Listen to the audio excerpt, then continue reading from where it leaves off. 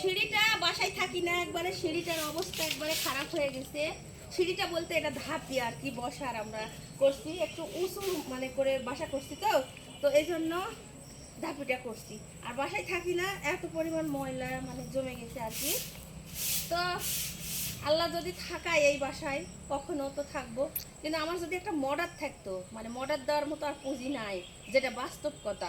আপনারা তো আবার বলেন যে ফেসবুকে ভিক্ষা করে, মানে অনেকে ভিডিও ছাড়লে আপনারা আবার বলেন যে ফেসবুকে এসে বলে এটা নাই ওটা নাই। বাস্তবে আমার যদি একটা মডার থাকতো, তাহলে আমি এই বাসায় মানে চলে আসতাম আর কি, বাসায় থাকতাম। কারেন্ট নাই, না থাক, কারেন্টের দরকার নেই, বাতি জ্বালায় থাকবো, কিন্তু পানি তো লাগবে। কিন্তু আমার মডার দেওয়ার মতো আর পুঁজি নাই, যেটা বাস্তব কথা।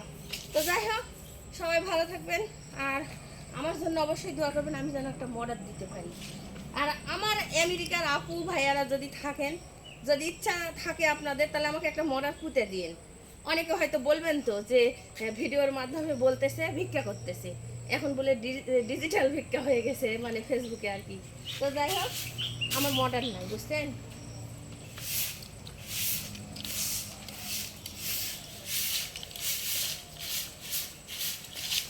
আর বুঝি না, মানে গাছের জন্য নাকি, গাছের জন্য মনে হয় হলো মানে পানি আটকা থাকে।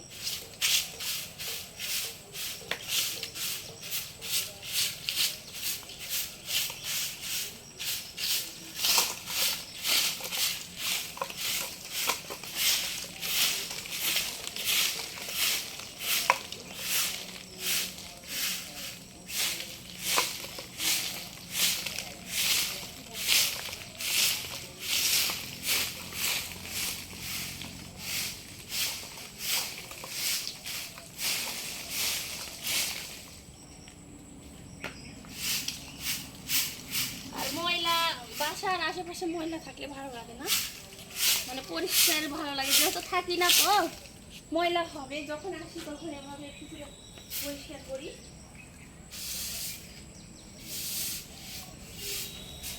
ওই যে বললাম মডার্ন নাই, মডার্ন থাকলে অবশ্যই আমি বাসায় থাকতাম। কারেন্ট নাই, কারেন্ট নিতেও 2টা খুঁটি লাগবে। এখনো আমি আমার দেখেন এই বাসাটা হয়ে গেছে, পুরো বাসার কাজ, পুরো পানি আমি ধোয়া নিয়ে এসে এই বাসার কাজ করছি, মানে কারেন্ট পাইনি, বুঝছেন। কারেন্ট যদি পাইতাম তাহলে অনেক ভালো হতো, কিন্তু এখানে দেখেন মেন লাইন, কত মেন লাইন আছে, অথচ আমার বাসাতে কারেন্ট নাই, বুঝছেন। আমার আশেপাশে মেন লাইন কত, অথচ আমার বাসায় কারেন্ট নাই।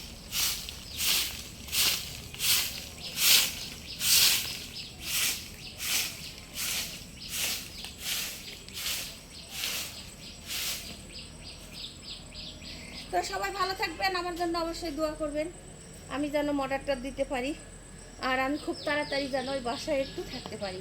অনেক কষ্ট করে বাসাটা করছি, যদি আল্লাহ এখন থাকাবে না বাইরে থাকতেই মারা যাব, আল্লাহ জানে। আল্লাহ হাফেজ।